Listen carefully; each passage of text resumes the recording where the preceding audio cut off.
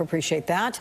Let's go now to the very latest on the investigation into the January 6th attack on Capitol Hill. This week, the Committee of House Investigators releasing a slew of new subpoenas ranging from Trump ally Roger Stone, far-right media star Alex Jones, to the leaders of the militia groups the Proud Boys and Oath Keepers. And joining me now, Hugo Lowell, congressional reporter for The Guardian. Thanks for joining us again, Hugo. It's good to see you. So we're going to start this chat with the leaders of the far-right groups. That includes the Proud Boys and the Oath Keepers militia. These are the first subpoenas that we're seeing where the House investigators appear to be focusing on the actual instigators of the violence that day. What do investigators want to know from these groups? What kind of information could they provide? Well, the January 6th committee, as you know, is at the bottom of all this, trying to see if there was a connection between the Trump White House, possibly Trump himself, and the attack on the Capitol. And of course, the people that attacked the Capitol were led by these paramilitary groups like the Oath Keepers and the Proud Boys and the First Amendment Praetorian. And if you look into the subpoena letters that were issued, I think Tuesday, you see kind of what the committee is trying to get at. They want documents, they want testimony as usual. But for instance, with the First Amendment Praetorian, they're also looking for body cam footage because these guys were body cammed everywhere. And well, if there were incriminating conversations or incriminating meetings, then I think the committee wants to get hold of that as well. That makes sense. What about the subpoenas that were issued to 5 political operators that were associated with Trump? I mean, the most notable is Roger Stone, Alex Jones as well. What does that tell you about the direction of the investigation and the kinds of questions they could answer? And what do you think the odds are, Hugo, that they actually cooperate?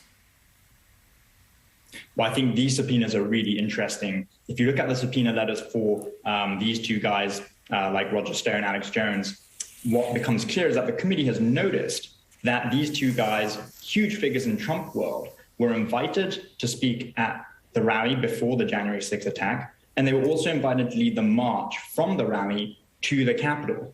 But curiously, they didn't attend either. They didn't participate at all. And I think the fact that Chairman Benny Thompson mentioned this in the letter shows where the committee is going with this. And they want to know, did these guys, who are connected to the people at the Willard, they're connected to Trump Guard operatives, possibly even to President Trump himself, did they have advanced knowledge of what might go down at the Capitol? And was that the reason why they didn't participate? But I think this is the central question.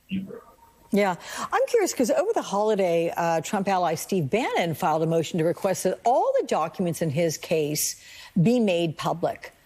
What's in it for him? How is that beneficial for him? Well, I think there's several points. There's firstly, I think, the legal point.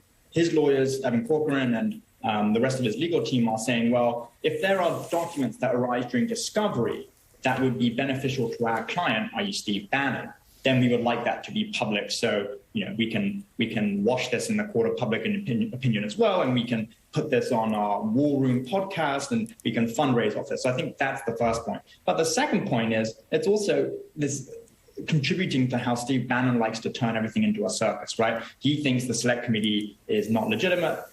Former President Trump thinks it's not legitimate. And so it's all this grand effort to delegitimize what the investigation is doing and what the committee is doing. And I think this is what's at play here.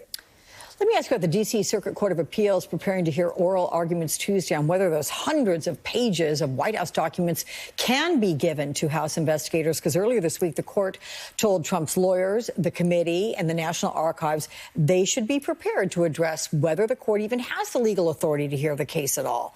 I mean, that's a potentially bad sign for Trump. How do you expect it to play out next week? Well, oral arguments obviously start next week. I think, if you look at the court filing a couple of days ago, what Trump is saying is, well, the overreach, or the so-called overreach by the Jan 6 committee is so broad that it would damage presidential powers for years to come. And that's fine. He may think that. But the fact of the matter is he lost the election, and he's no longer president. And so he doesn't get to make that determination, right? We've said multiple times the person who has the ability to invoke executive privilege is the current executive. It's President Biden. He won the election. He gets to make this call.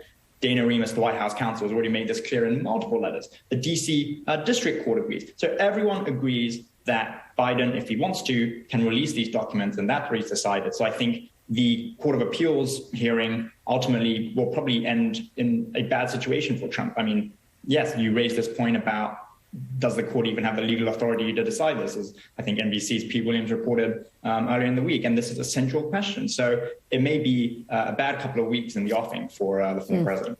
Okay, Hugo Lowell, thank you so much. I'm sure we'll see you again.